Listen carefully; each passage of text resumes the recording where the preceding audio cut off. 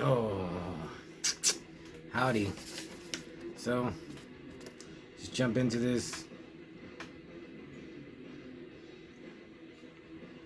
I got a letter from my friend Bobby who does Avant Garde Productions, so let's see what he has to say.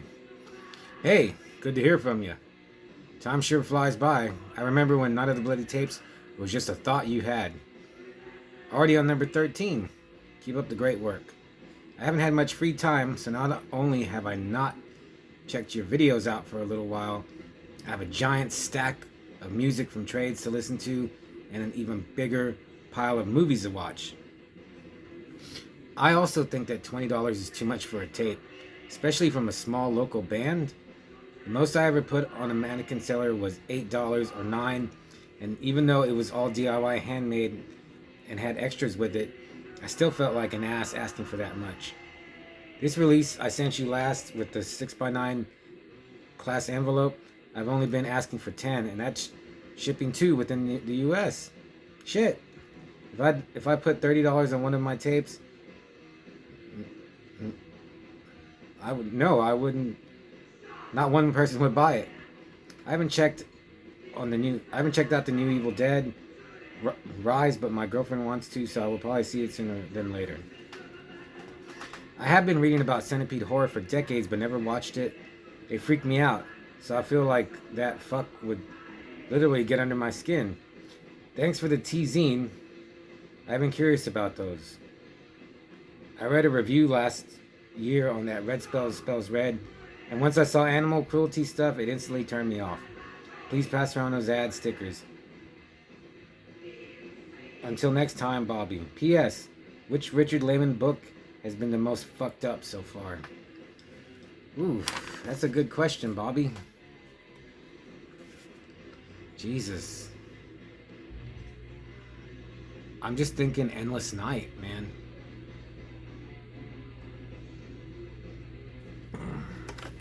That one, I know I haven't read all of his books, but the ones that I've read, say Endless Night. Because I remember that one, when I started it, and when I went to sleep, I had a bat. I put a bat next to my bed. Because it's all about, home invasions. But, it's not, one or two or three or four or five guys. It's 10 guys coming in your house to rape you and torture you and chop you up and kill you. And yeah, that one was. But yeah, I gotta say, Endless Night.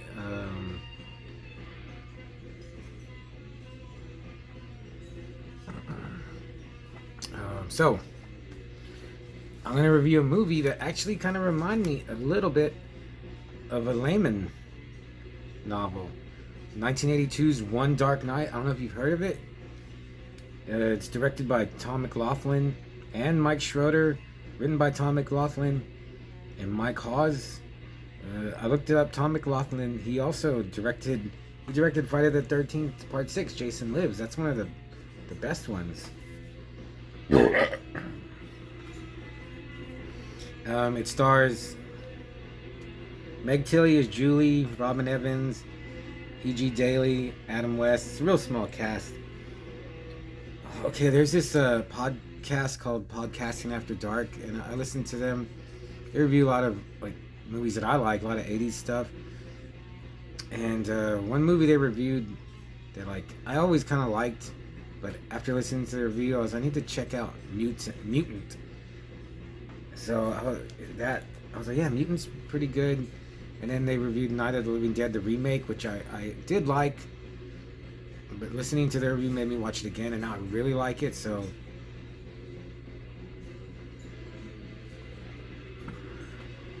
but one thing, I don't know if they're doing it on purpose, but they've been picking movies that are not super crazy.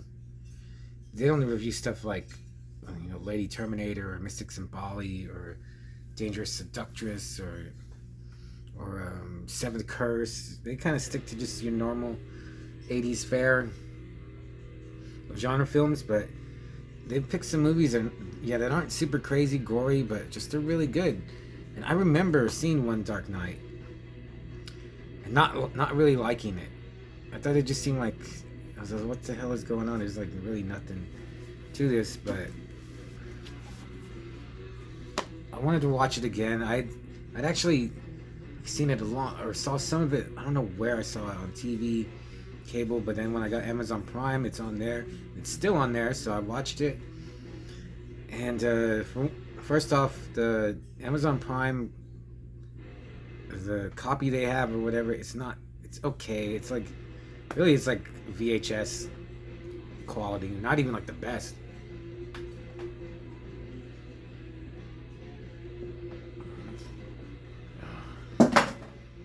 And I might need to go get. I might need to grab my other beer. Where is it? What do I do with it? I'll write about it a little bit.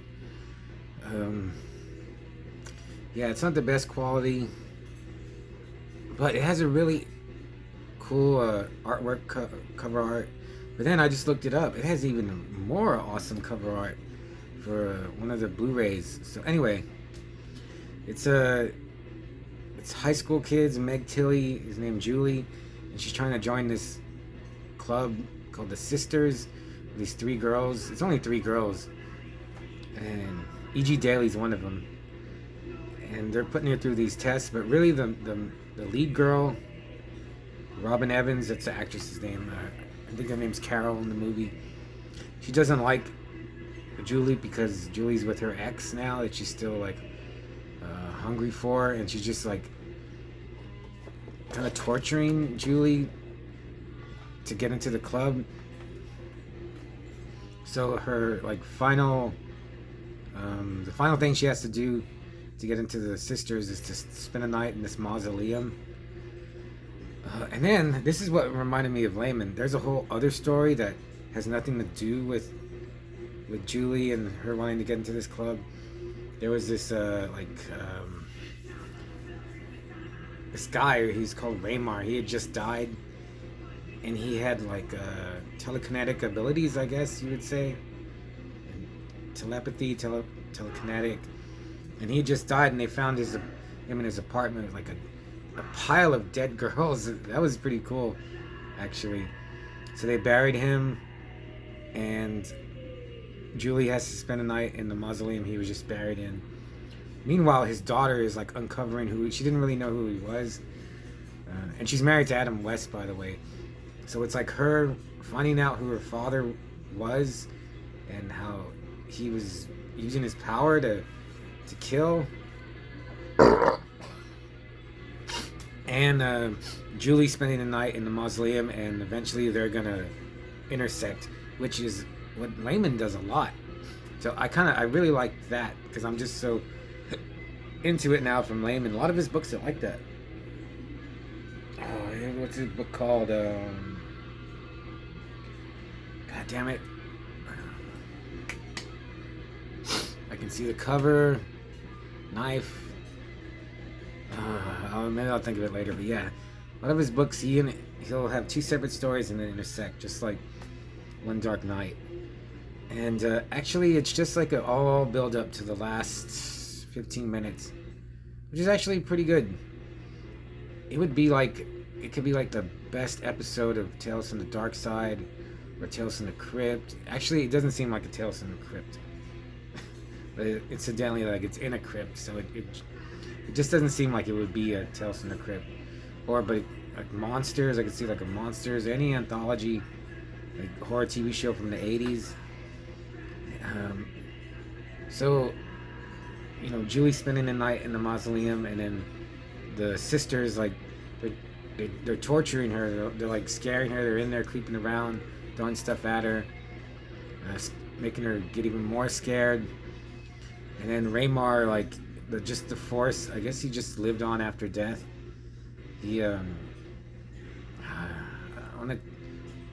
I'll just spoil it. Doesn't matter. I'll just say, like he reanimates these corpses, and I remember, like, when I first saw it, for some reason, I remember they looked all dry. They looked like dried husks, and they didn't look real to me. But now watching it again, I was like, they weren't dry. They were kind of slimy and rotting. And they did look pretty good, just like in the Podcasting After Dark review said. And the ending was really good. no gore, but rotten corpses. When Raymar comes out of his coffin, he looks cool. Some like not laser bolts, but like lasery effects around his eyes, and it was good.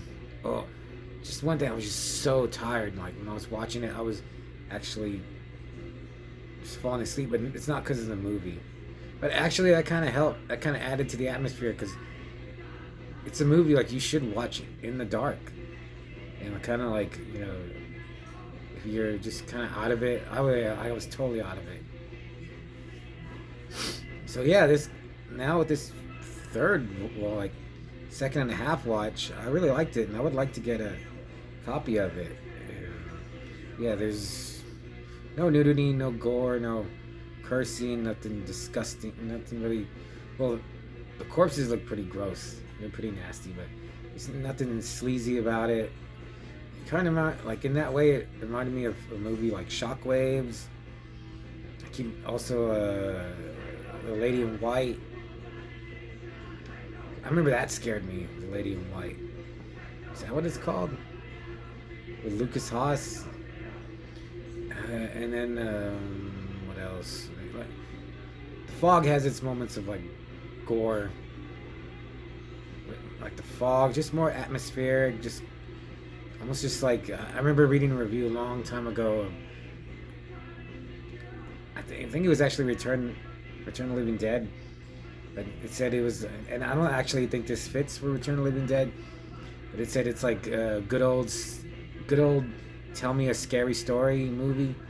And that's a good way to describe One Dark Night. So if you haven't seen it, I would give it a 4 out of 5. Definitely a rock solid 4 out of 5 because it just, I guess it kind of aimed low and it really hit the target. But I don't know what they could have made it better. Maybe just a little. It's an hour and a half, maybe like an hour 28. I guess it could have been shorter, maybe like an hour, like 17 minutes. I don't know, but I really don't know what they could have cut. Nothing was ever really super boring. It just all built up, and yeah. But just if you watch it, just know that it's all built up until the last like 20 minutes. But it was good. Like I didn't bother me. Like yeah, I like I want to see like just Evil Dead, Return of the Living Dead, Thing, Army of Darkness, just movies that just keep ramping it up with all kinds of gore and monsters and sickness. But with this movie, I like the way it was built up. So if you haven't seen it, check out One Dark Night and see. Exhumed Death. I'm just showing you because that kind of reminds me of like One Dark Night. I'm listening to Reanimator, Condemned to Eternity, I think it's called. So yeah, check out One Dark Night, and I'll see you